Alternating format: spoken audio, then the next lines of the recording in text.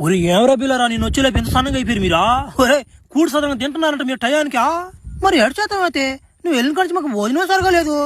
నీకేమయ్యా నువ్వు ఆ భూగ్రహంలో పోయా శకాలు దెంగతున్నావా? మేము ఇక్కడ జపం చేస్తే గుద్దులో కర్ర ఎంత వరకు పోయింది అనుకుంటున్నావా?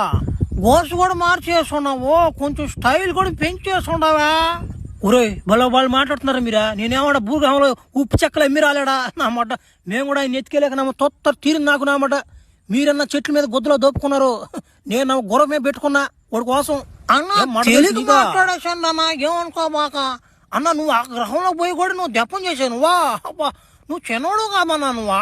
చిన్నోడు పెద్దోడు కాదు కానీ ముందా వాడి కాడికి పోయే ఏమైనా తినేసడం అడుగు.